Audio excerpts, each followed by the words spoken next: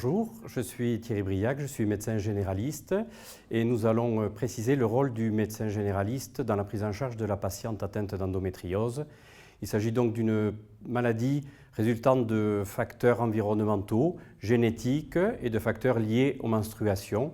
Il appartient au médecin généraliste, dans le cadre du premier recours, d'assurer un repérage de la maladie chez les femmes asymptomatiques et donc je reviendrai rapidement sur les principaux symptômes de la maladie, à savoir les dysménorrhées intenses, évaluées par une intensité supérieure à 7, un absentéisme fréquent ou une résistance aux antalgiques de palier 1, des dyspareunies profondes qui sont assez souvent retrouvées, des douleurs à la défécation à recrudescence cataméniale, des diarrhées ou des troubles du transit également présents lors de la période des règles, une dysurie, des douleurs abdominopelviennes fréquentes voire chroniques et également des troubles de la fertilité. Il faudra que le médecin généraliste puisse avoir une attitude, une vigilance toute particulière lors des changements de méthode contraceptive, en particulier lors de l'arrêt de la contraception hormonale. Selon les recommandations de l'HAS et du Collège national des gynécologues obstétriciens français en 2017,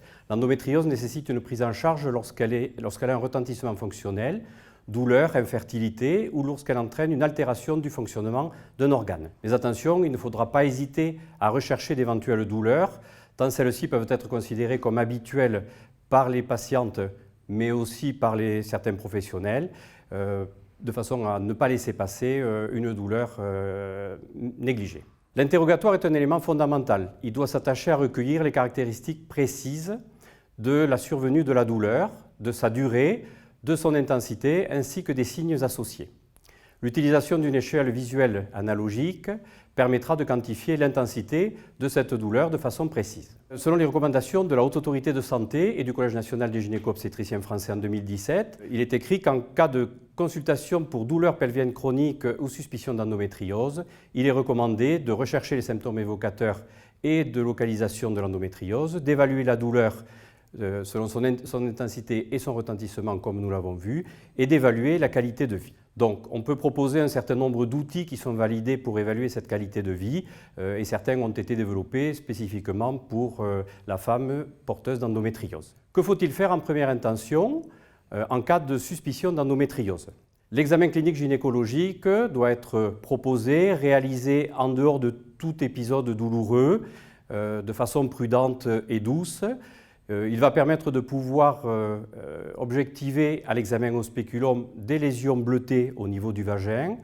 Il sera possible, lors du toucher pelvien, de mettre en évidence des nodules au niveau des ligaments utérosacrés ou au niveau du cul-de-sac postérieur de Douglas, des douleurs à la mise en tension des ligaments utérosacrés, parfois la perception d'un utérus rétroversé avec des annexes fixées, tout cela étant réalisé au toucher vaginal. Le deuxième examen qui va être proposé en première intention est une échographie pelvienne réalisée par un échographiste référent, tout cela s'inscrivant dans le cadre d'un réseau de soins, sachant que l'échographie pelvienne nécessite une grande expérience de réalisation et donc il serait important que ça puisse être réalisé par un spécialiste pertinent.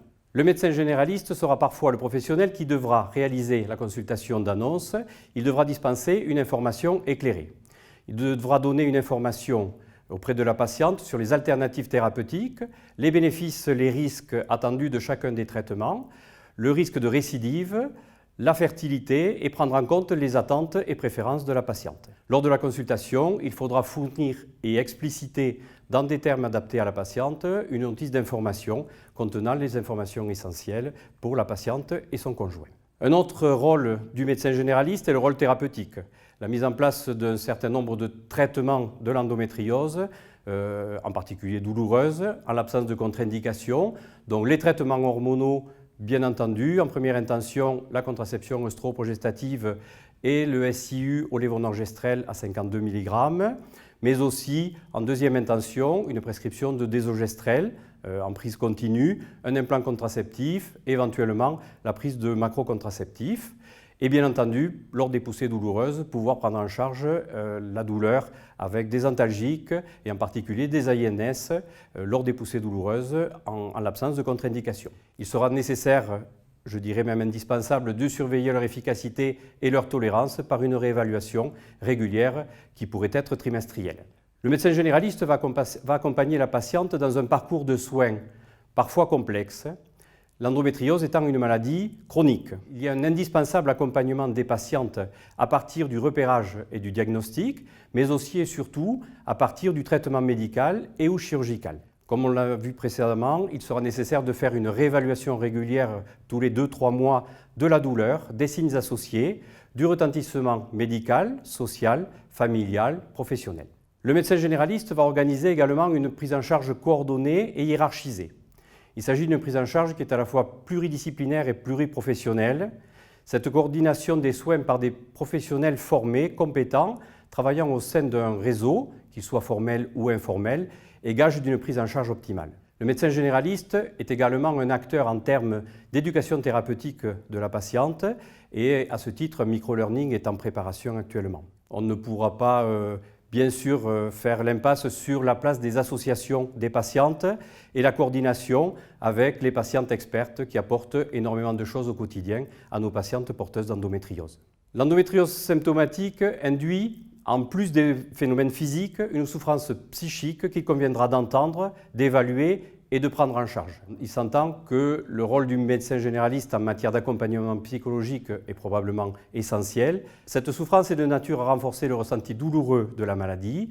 Cette spirale induite a un effet délétère sur le risque de chronicisation préjudiciable à la qualité de vie de la patiente, mais aussi probablement à l'évolution de la maladie. Enfin, nous parlerons du rôle administratif du médecin généraliste, à qui il incombe souvent de donner des conseils et de rédiger les différents protocoles et certificats nécessaires à la demande d'affection longue durée, hors liste pour le moment, ou bien la reconnaissance en qualité de travailleur handicapé, en insistant bien entendu sur l'intérêt et les limites de ces demandes.